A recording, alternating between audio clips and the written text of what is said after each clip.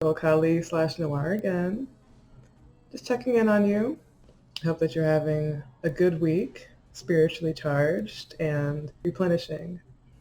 I'm reading The Ghost of Virginia once again. In this edition, we have Haunted Places and Haunted History, a throwback series from the History Channel about Baltimore. Central Virginia vignettes. The Peanut Butter Ghost. Author's note. The following was told to me by Diane Clement of Richmond at the 2005 Tomato Festival in Hanover. We moved into our house in the early 1980s. It had been built by the man who owned it before us. He moved to the country and died 2 weeks later. When he lived here, he used to sit in a room on the upper floor and watch television. But, can you believe it, he had no remote control. So every time he wanted to change channels, he would get up from his chair and walk over to the TV, then walk back. Well, after he died, when I was in the house alone, I would hear footsteps in that room above me. And it would sound just like someone getting up to go change the channels on the television set. But there was no one up there. I would go up and look, but saw nothing. The most curious thing, however, was the peanut butter. I would leave a jar on the kitchen counter, and when I went to go get some, it looked like someone had raked a finger through the jar before I did. At first, I thought it might have been my daughter. She was 6 at the time, so I put the jar higher up, out of her reach. And it still happened. There'd be nobody else in the house. Then I was told that the man who built the house both loved peanut butter, and when he went upstairs to watch TV, he would take a jar with him. I think I might have even seen his apparition one evening. It appeared as a shadowy form at the foot of my bed, and then suddenly it disappeared.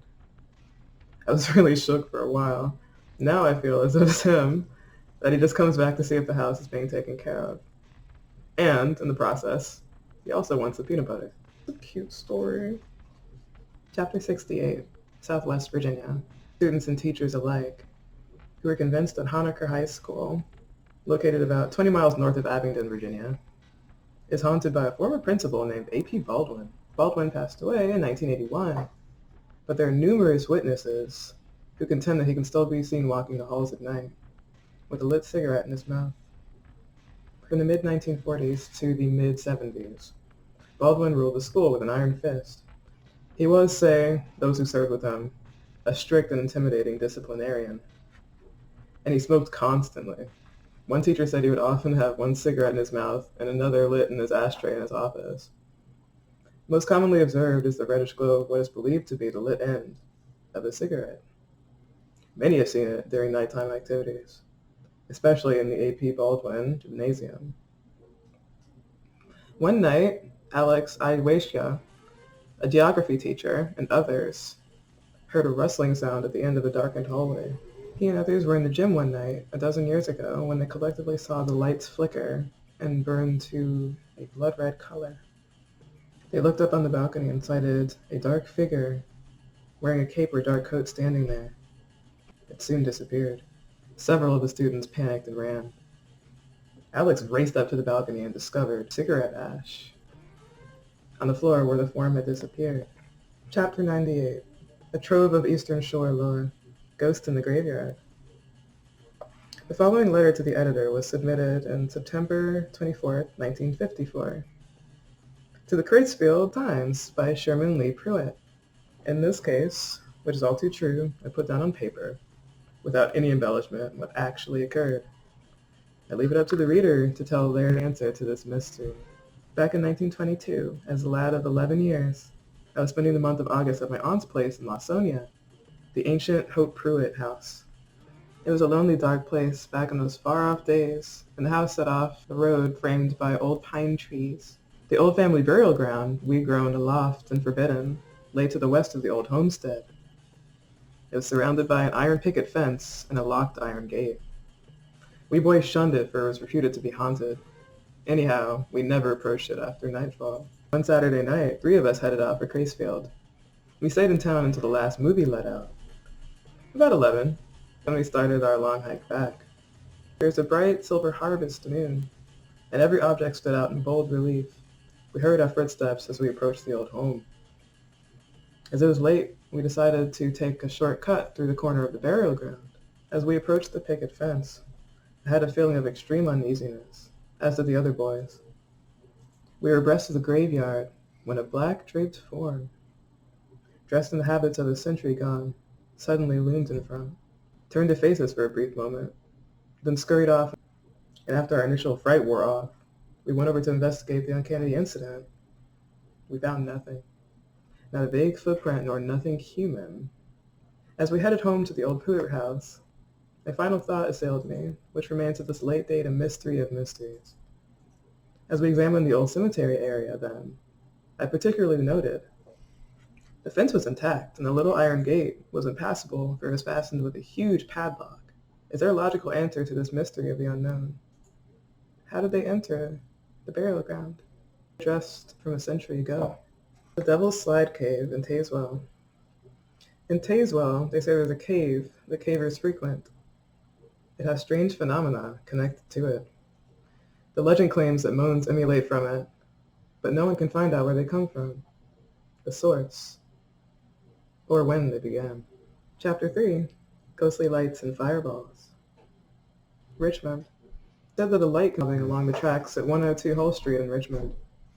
Even if you run to meet it, the light never gets any closer. It is thought to be a lantern of someone that passed away. Chapter 16, Monstrous Creatures. Terry Schuyler of Ghostfire Haunts Group in the Tidewater region told me about a monster that prowls Potter's Road in Virginia Beach. This strip of road is long, dark, menacing, and most of the time, deserted. There's a gentleman's club at one end of it, and it said that if you drive on the road, you must be very careful because something eerie might come out of the dark wooded area to attack you. Sometimes it is described as a tall thunderbird, and others it is more dog-like but larger and meaner. Chapter 48, Bizarre True Tales of Virginia. Lady Wonder, a psychic horse in Chesterfield County. Lady Wonder was well known as the famous psychic horse of Chesterfield County in the 1920s through the 1950s. A scrap metal typewriter, mounted on two rusty jacks that used a row of double keys, topped by sponge rubber. And when the mare nudged a key with her nose, a bracket was released and a tin card popped up bearing a letter or number. Lady Wonder predicted the outcome of ball games, elections, advised the lovelorn, and helped baffle police detectives. She even told wives who their husbands were slaying on the sly. Hey, ladies looking out. A Duke University psychologist came up from Raleigh, North Carolina, to investigate the horse's alleged powers, and determined that she could spell such words as Mesopotamia and Hindustan, a feat that would make her a marvel not only among horses, but among most American high school students.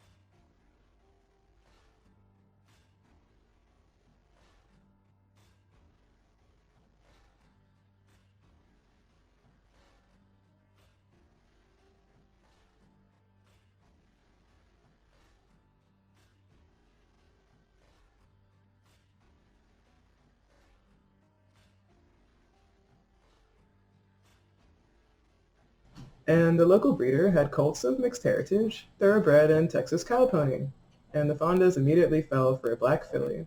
Fonda soon felt after there was a special link between her and the filly. No one ever seemed to find out why the Fondas decided to use the typewriter that Lady Wonder used for her predictions. The horse used shortcut phonetic spellings, but when she felt like it, she would spell correctly, complete sentences. Scientists such as Joseph Banks Rhine and his wife Louisa, though their professions were forestry and botany, they had a sidelined interest in parapsychology, and they had joined William McDougall's department in Duke University, devoted to psychic study. Both had made many trips from 1927 through 1929 to investigate Lady Wonder, and at the conclusion of their test, they determined that indeed she was psychic. Because of Lady Wonder, a new name for telepathy came up. ESP, or extrasensory perception, meaning the perception of information through senses beyond the five. The horse was a wonder indeed. When asked, she made diagnoses of illnesses, later confirmed by tests and examinations done doctorally. She found lost people and more. How? She made hardened skeptics into believers, worldwide, and she shook those that wanted to keep secrets secret. Though they could have sold Lady even to Hollywood, The Fondas refused to. Lady Wonder passed away in 1957 at the age of 33, and they had her buried at a small, modest pet cemetery at the end of Terrell Drive, a cul-de-sac off Michaels Road in Henrico County. The cemetery is still there. Some of the graves are well attended, and many are not. There are even some beneath trees and bushes that have overgrown, and some are missing their tombstones. Bottles and cans are scattered around the place, toppled over, testimony that people are sneaking in to find her at night. Lady Wonder is still a legend that will never be lost in the annals of time. In Old Town Alexandria, now the Alexandria Visitor Center, on 221 King Street, the Ramsey House, the apparition of the former mayor of Alexandria appears in the upstairs window. The Scottish merchant was the founder and the first mayor of Alexandria. Essex County, Tappahannock, the Linden House. Renovations of this old inn stirred up some sleeping spirits. Strange aromas and disembodied footsteps are heard on the third and fourth floors. When orange-yellow lights lit the hallways, the owners had a priest come out to bless the place. But still, the manifestations continue. We're about to watch Haunted History, and it's mentioned in there as well, both the Zodiac Restaurant and the Whistling Oyster in Fells Point. The Fells Point area is haunted by at least two ghosts. One is believed to be one of the Fells brothers, Edward or William, who founded the town. And the Whistling Oyster Seafood Restaurant is haunted by an unidentified presence, detected by both employees and the guests. Where the Zodiac Restaurant now stands. Owner Joy Martin has no doubt about the establishment's former identity. Joy began renovating and found a stash under the floor. It was in circa 1920s costume, white linen vest, a white shirt, white linen pants. There were spirits in the bar that were not contained in bottles. I was sitting out front talking to the bartender, and he said, do you see her? I said, no. He said, you don't see anybody? I said, no. Pirate Ghost of Cantonsville, Baltimore. On the first full moon of September, the ghost of a pirate walks through a garden in the back of a house in this neighborhood. When the phantom reaches the house, he turns into a ball of fire and disappears into the ground. Many suspect the fiery apparition is searching for lost buried treasure, probably discovered by construction workers years ago. D.C. The Capitol Building. Senate.